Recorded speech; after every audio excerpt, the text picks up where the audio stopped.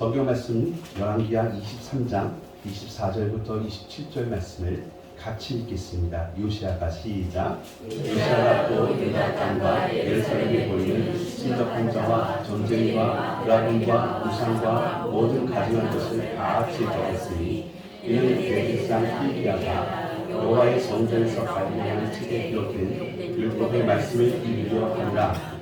요시야가 같이 마음을 다하며 뜻을 다하여 힘을 다하며 모세의 모든 율법을 따라 여호와께로 돌이킨 왕은 요시야 전에도 없었고 후에도 그와 같은 자가 없더라. 그러나 여호와께서 유다를 향하여 내리신 그 크게 타오르신 진노를 돌이키지 아니하셨으니 이는 므낫세가 여호와를 분노하게 한 그 모든 공로 때문이라.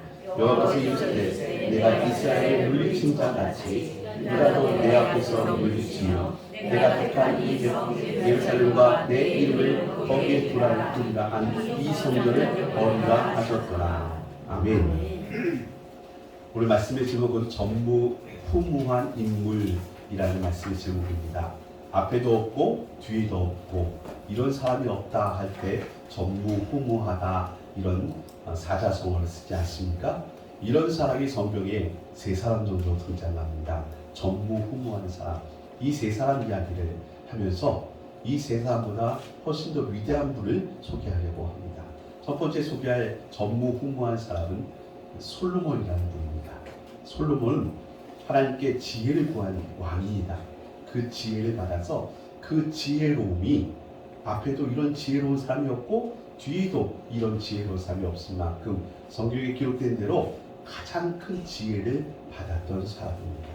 그런데 그 큰 지혜가 어떤 지혜느냐? 그 아래에 예화가 하나 나오죠. 그 지혜를 받은 솔로몬이 두 엄마와 한 아기의 이야기가 나옵니다. 두 엄마가 서로 내 아이라고 주장을 하게 되어지죠. 그때 아무도 누가 참 진짜 엄마인지라 분별해낼 수 없었을 때 솔로몬이 분별을 해냅니다.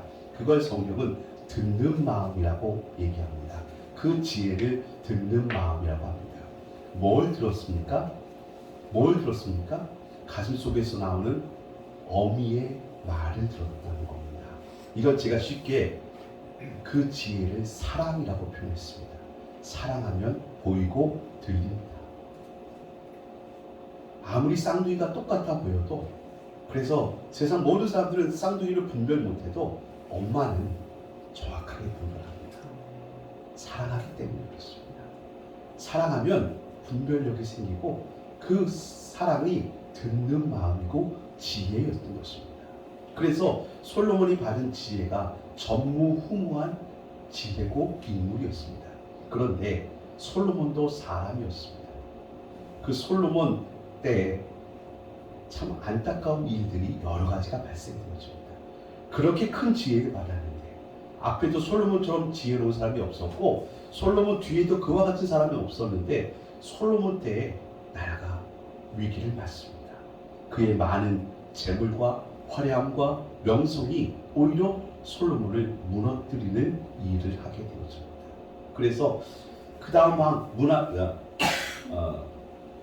그 다음 아들 왕이 되었는데 그때 나라가 두 조각이 납니다. 북이스라엘과 남유다로 나뉘게 됩니다. 이런 안타까움이 있습니다. 어떻게 그 지혜, 전무후무한 지혜를 받았음에도 불구하고 그 지혜가 아들 때까지도 못 가고 다 무너지고 만단 말입니다. 오늘 본문의 주인공은 요시야 왕이라는 분입니다. 남유다의 왕입니다. 앞에도 참 악한 왕이 많았는데 어떻게 된 게 이 요시야 왕은 어린 나이에 왕으로 등극해서 선한 왕, 하나님께서 인정하시는 왕입니다. 오늘 우리가 읽었던 본문에도 보면 앞에도 이런 왕이 없었고 요시야 왕 뒤에도 이런 왕이 없다. 이런 평가를 받습니다. 전무후무한 왕이었습니다. 그럼에도 불구하고 요시야 왕의 이야기를 우리가 읽으면서 그 다음 절 27절까지 내용이 그렇게 밝은 내용이 아닙니다. 므낫세의 업적 때문에 므낫세 일로 인해서 그 진노를 멈추지 않겠다는 하나님의 말씀이 들려지고요. 결국 나라가 망조로 가게 된다는 것을 알 수가 있습니다. 그 은혜를 받았고 전무후무한 왕이라고 평가받았던 요시야 왕의 이야기는 그가 성전을 수리하다가 만난 율법서, 찾은 율법서를 인하여서 그가 그 말씀 중심의 삶으로 우상을 철폐하고 잘못됐던 병폐들을 바르게 잡고 그리고 유월절 같은 절기를 다시 회복하는 일들, 그러니까 종교개혁을 하고 우상을 철폐하고 나라를 바르게 세운 일들을 잘 감당했음에도 불구하고 그 역시 솔로몬과 마찬가지로 그 다음 아들 때 나라가 여호아하스 왕 때 나라가 더 어려움을 당하게 됩니다. 세 번째 전무후무한 사람을 신약 성경에서 소개하는 겁니다. 이 사람의 이름은 우리가 잘 아는 세례 요한입니다. 세례 요한. 여자가 낳은 아들 가운데 이런 사람이 없다는 거예요. 그러니까 전무후무한 사람이에요. 여자가 낳은 모든 사람들 가운데 가장 뛰어났다고 말할 수 있는 사람입니다. 이분은 태어난부터 남들과 유별했습니다. 달랐습니다. 하나님의 천사가 와서 예지몽을 주고 6개월 후에 이 아이가 태어날 것을 선포해 주지 않습니까? 아버지 사가랴가 그 말을 미심쩍어 하니까 벙어리가 되어지는 일들도 있었습니다. 그러니까 이 사람은 태어날 때부터 아주 대단한 우리와 같은 범상치 않은 인물이었습니다. 그런데 이 세례 요한이 예수님 앞에 세례를 주는 그런 일들도 벌어졌습니다. 얼마나 대단한 사람이냐면 이 사람은 정족들마저도 이 세례 요한을 존경해 주었습니다. 그래서 그 당시에 가장 힘센 권력자가 헤롯 대왕이라는 분인데 이 헤롯 대왕이 겉으로는 대왕, 왕이기 때문에 큰 소리를 내고 있지만 속으로는 이 세례 요한 사실 비판을 많이 했거든요. 왕에 대한 비판을 말입니다. 그럼에도 불구하고 헤롯마저도 이 사람을 존경해서 어찌할 수 없는 상황이었습니다. 물론 나중에 술에 취해서 그런 엉뚱한 요구 가운데 참수되는 일들이 있었지만 말입니다. 그런데 이 세례 요한이 여자가 낳은 아이 가운데 이렇게 훌륭한 사람이 없다, 이런 사람이 없다라고 평가받았던 이 세례 요한이 나중에 감옥에 갇히게 되었을 때 예수님께 사람을 보내서 이런 말을 합니다. 오실 그이가, 그이는 여기서 메시아를 말하는 거죠. 오실 그이가 당신이십니까? 아니면 우리가 다른 일을 기다려야 됩니까? 이렇게 얘기합니다. 자기가 감옥에 갇혔는데 예수님께서 분명히 이렇게 세례 요한이 말했거든요. 보라, 이 사람은 세상 죄를 지고 가는 하나님의 어린 양이다. 분명히 메시아 선포를 했거든요. 그런데 자기가 감옥에 갇혔는데 예수님께서 구명운동을 하지 않으셨거든요. 이 사람을 감옥에서 끄집어내 주셔야 되잖아요. 그런데 아무런 구명활동을 하지 않으셨어요. 그러니까 속으로 섭섭하고 서운했던 거예요. 어떻게 메시아로 오셨고 제가 당신을 얼마나 인정해 드렸고 제가 세례까지 드렸지 않습니까? 제가 당신의 신들매는 풀기도 어렵다고 그렇게 높여드리지 않았습니까? 그런데 나한테 이렇게 하실 수가 있어요? 섭섭병에 걸렸습니다. 그래서 오실 그이가 당신이 맞습니까? 하고 안타깝게도 의심을 하게 되고 의문점을 갖게 되는 이런 일들 벌어졌습니다. 제가 세 분 전무후무한 인물 세 분을 나열해 줬습니다. 첫 번째 드렸던 솔로몬 왕, 두 번째 요시야 왕, 세 번째 세례 요한까지 이분들은 성경에서 인정할 만큼 전무후무한 사람들이 많습니다. 그런데 그분들은 장점도 있었지만 분명히 연약한 점이 있었습니다. 단점이 있었습니다. 아주 부끄러운 점들도 있었습니다. 전무후무하다고 하면서는 왜 성경은 이 사람들의 한결같이 연약한 점을 우리에게 도드라지게 보여줄까요? 예, 사실 성경에서 말하고 싶은 게 있었습니다. 여자의 아들들 모든 사람은 아무리 뛰어난 정점이 있더라도 연약한 죄인이라는 겁니다. 이분들도 분명히 약점이 있고 죄가 있고 우리가 볼 때 아픈 부분이 있다는 겁니다. 그런데 제가 이제 진짜 전무후무한 분을 소개시켜 드리겠습니다. 그분이 바로 예수 그리스도이십니다. 사람의 아들로 이 땅에 태어나셨지만 우리 같은 범인과 우리 같은 마음을 가진 분들과 전혀 다르신 분입니다. 그래서 성경은 이분을 성령으로 잉태되신 분이라고 설명하고 있고 하나님의 아들로 설명하고 있습니다. 그 예수님은 이 땅에 오셨습니다. 전무후무한 분이셨습니다. 예수님 직전까지 이렇게 되어졌습니다. 예수님 직전까지 이 땅 가운데 하나님의 말씀이 선포되었지만 사람들은 그 말씀대로 순종할 수가 없었습니다. 그래서 사람들이 소망한 건 뭐냐면 저 하나님 나라 가는 거, 거기 가야 드디어 우리가 만날 수 있는 진짜 하나님 나라, 유토피아, 낙원 이런 게 열려진다고 생각했습니다. 그래서 그때까지 예수님 오시기 전까지 사람들이 한결같이 부러워하는 인물이 두 사람이 있었습니다. 그분들은 천국을 맛보았다고 말했습니다. 그분이 누구냐면 에녹이라는 인물이었습니다. 그렇죠? 천국을 맛보러 올라간 사람입니다. 두 번째 인물이 누굽니까? 병거 타고 하늘로 올라간 엘리야라는 분입니다. 그래서 에녹과 엘리야 같은 분이 우리의 선망의 대상이었습니다. 근데 예수님께서 이 땅에 오시면서 이렇게 얘기하셨습니다. 회개하라, 천국이 가까이 왔느니라. 우리는 천국에 가는 건 줄 알았습니다.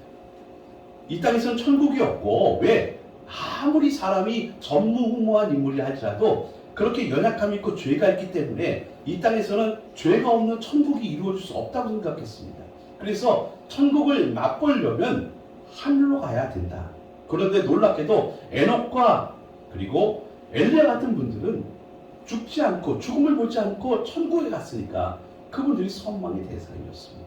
예수님은 이 땅에 오셔서 자기를 드러내시면서 천국은 가는 거야 라고 하지 않으시고 천국이 이 땅에 왔다라고 설명하셨습니다.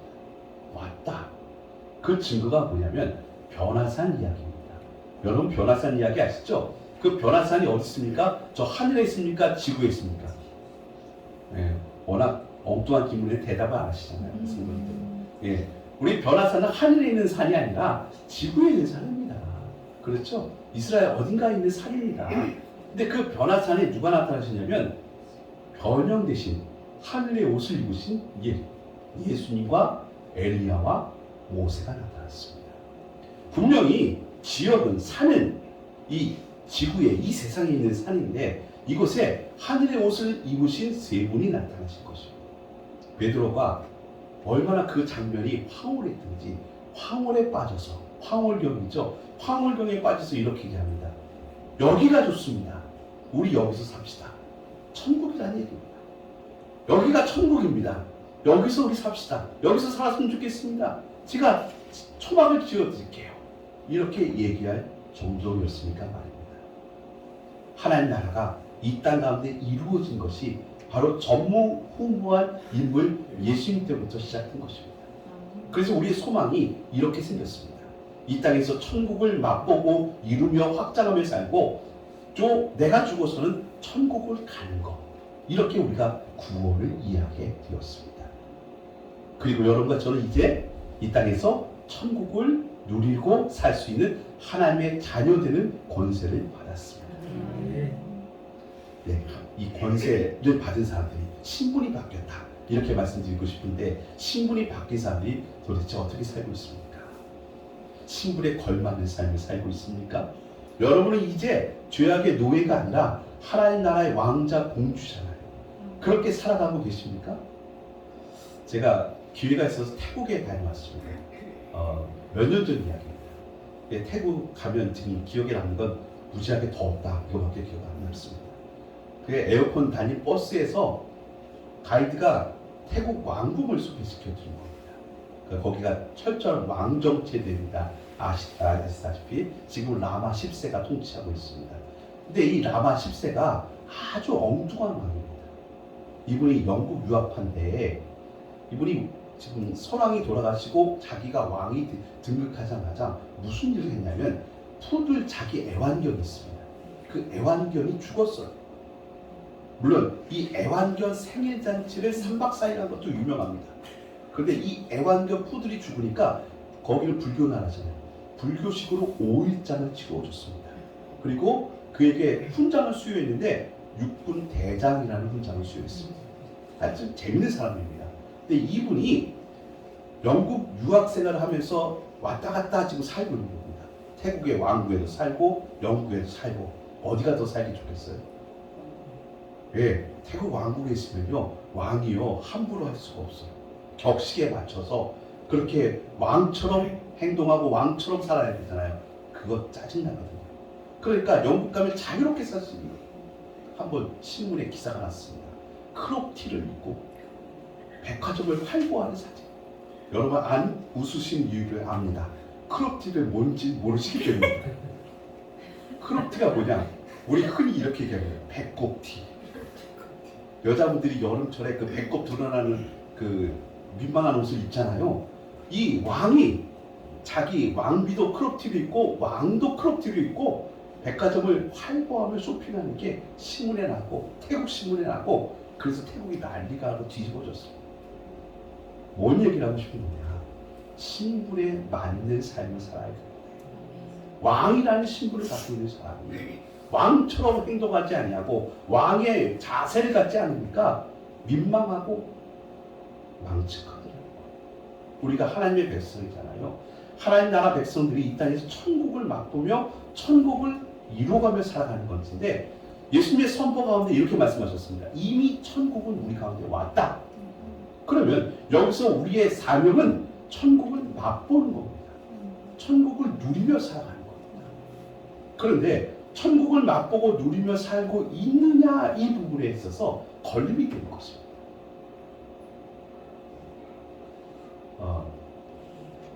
제가 어제 어스름 저녁 시간에 교회차 승합차잖아요. 승합차를 타고서 사거리, 제가 어디라고는 지목하지 않겠는데 그 사거리에 이렇게 우회전하는 깜빡이를 이렇게 넣고 있었습니다. 토요일날 어스름 저녁에 차량이 많잖아요. 차가 많으니까 그 우회전하려고 서 있는데 앞에 차가 그 가다가 비상등을 켜는 거예요. 우회전하지 않고 막 손짓하면서 죄송하다 조금만 기다려 이렇게 하는 겁니다. 근데 제가 요즘에 좀 양반 기질이 있어가지고 차간 간격은 좀 많이 뛰어나요. 많이 뛰어나는데 이 사람이 조금 가다가 비상등 켰으니까 2대 이상 그렇게 간격이 벌어졌는데요. 차가 많이 밀렸으니까 제 뒤에도 이렇게 우회전할 차도 있잖아요. 다들 저처럼 뒤에 서 있는데 이제 파란색 신호등이 들어왔어요. 초록불 들어와서 직진차들이 다 나가는데 우회전이 안 가니까 뒤에 있던 차가 무슨 일인가 하고 직진 차선으로 싹 나와보니까 제가 안 가고 서 있잖아요. 그래서 이 양반이 차량 문을 탁 열더니 막 쌍소리를 하면서 저를 향해서 욕지거리를 하는 거예요. 물론 이제 요즘에 날씨가 추우니까 저 창문 다 올리고 선탠데 있으니까 잘 안 보이잖아요. 어스름 저녁이기도 하고. 그런데도 느낌상 이 사람이 쌍소리 하는 게 다 들리는 거예요. 기분이 갑자기 여기서 막 끌어오르는 거예요. 여자분들 같은 경우 참 난처하겠더라고요. 운전하시면서 이런 일 만나시면. 그래서 제가 꼭 참았습니다. 근데 이분이 막 쌍소리 하더니 제 앞으로 쑥 들어가시는데 앞에 비상등 차가 켜진 차가 있잖아요. 그것 때문에 지도 못 가고 저도 못 가고 서 있잖아요. 그래서 그랬다가 이 사람이 앞에 그 일이 해결되는지 출발을 하니까 다 우회전해서 갔습니다. 그 순간 제가 느낀 감정을 말하려고 하는 겁니다. 저도 창문 내리고 싶었어요. 제가 그 차를 압니다. K89 흰색. 얼마나 짜증이 났든지 제가 그 차를 기억합니다. 그런데 그 순간 진짜 하나님의 은혜로 창문을 내리지 않았습니다. 솔직히 거기 사람이 한 40대 남자였는데 무섭기도 했습니다. 그리고 제 차 옆에는 즐거운 교회하고 딱 붙여져 있습니다. 목사가 이거 내리면 뭐합니까? 그래서 그냥 참고 가만히 있었습니다. 그리고 바로 기도했습니다. 속으로 기도하면서 하나님, 저분이 분노를 참지 못하는 것은 예수님을 만나지 못한 것 같습니다. 저분 예수님 믿게 해주십시오. 그렇게 됐습니다. 제가 하나님 나라 백성답게 살아갈 수도 있고 이 세상 사람처럼 거기 대응할 수도 있습니다. 여러분, 그때 여러분이 건장한 남자라고 한다면, 운동을 했던 남자라고 한다면 어떻게 하시겠습니까? 좀 운전법도 먹고 힘도 있고 권력도 있고 경찰서 아는 사람도 있었으면 여러분 어떻게 하셨겠습니까? 내가 뭘 잘못했어? XX가 나왔을 겁니다. 그렇게 대응해서 이기면 속으로 시원할 수도 있습니다. 세상의 대응법입니다. 세상 사람들이 살아가는 법이죠. 그렇게 살아갑니다. 그리고 그런 사람들이 두 다리 뻗고 살 수 있다고 세상은 그렇게 우리에게 말합니다. 그런데요, 제가 어제 기가 막히게 하나님의 은혜로 그걸 참고 창문 내리지 말고 조금 있다가 하나님 또 은혜 주셔서 기도했지 않습니까? 그리고 어젯밤 제가 잠을 잘 잤을까요? 못 잤을까요? 제 마음이 평강해졌어요. 세상이 이긴 이김보다 하나님의 은혜 가운데 그 영혼 불쌍해서 순간 저도 웃겼어요. 아니 저도 지금 앞차가 비상등 켜니까 못 가고 있는 건데 저를 향해서 막 이상한 소리 하는데 순간적으로 저도 확 올라오더라고요. 운전해 보신 분들 다 아시죠? 그 마음. 근데 그 순간 정말 하나님의 은혜 가운데서 그렇게 모면하고 기도하면서 아 저분이 저렇게 순간적인 분노를 이기지 못하시는 것은 주님을 만나지 못한 것인데 저분이 꼭 예수님 만났으면 좋겠다. 이런 생각이 들었어요. 여러분 우리는 하나님 나라를 경험하는 삶을 살아가는 겁니다. 그게 우리의 증거가 되고 우리의 증인이 되는 겁니다. 아주 특별하고 대단한 일이 아니라 우리의 일상 가운데 늘 만날 수 있는 일들이잖아요. 그럴 때마다 여러분은 꼭 예수님을 따라간다면 내가 대단한 손해를 보고 희생을 하고 잘못되는 것처럼 얘기하시는데 안 그래요. 세상이 주는 유혹하는 그 말에 속지 마십시오. 그때 창문 내리고 내려가지고 뭐 외국 사람들처럼 야구방망이 들고 나가서 인물짓게 뭐 하면 그때 그게 좋은 겁니까? 그게 이기는 겁니까? 그렇지 않습니다.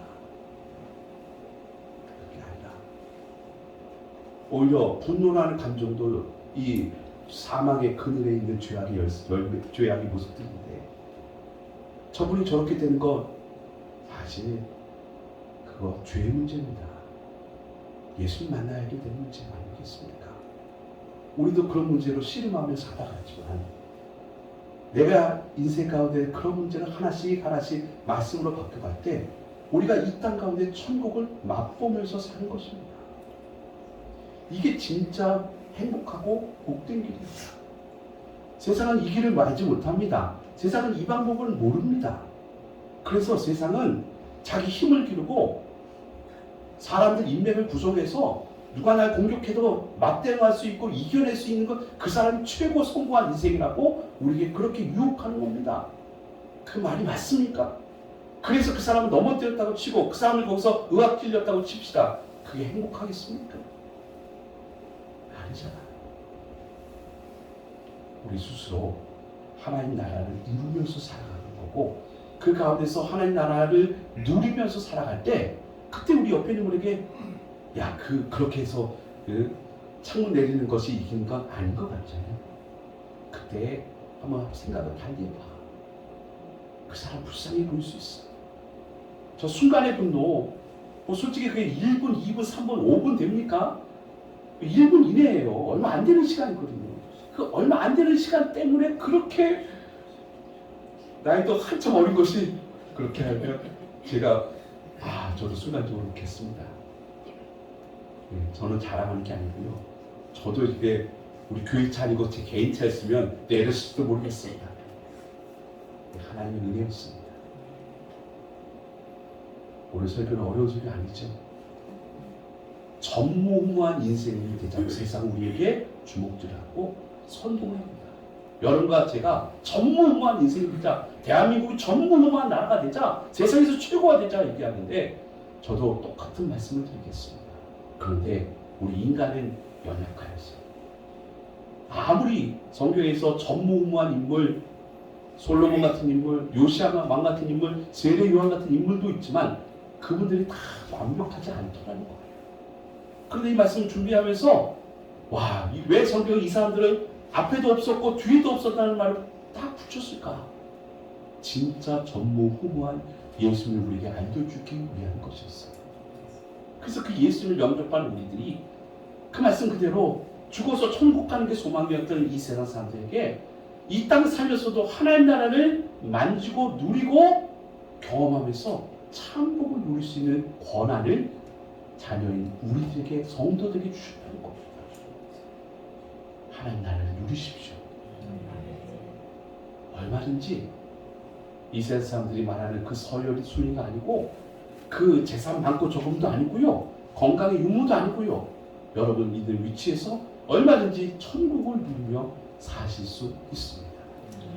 오늘 마지막 찬양은요, 이 하나님의 나라를 누리자는 마음을 가지고 제가 선곡했어요. 이 세상은 볼 수 없지만 우리는 봐야 되는 거고요. 우리는 선포해야 된다.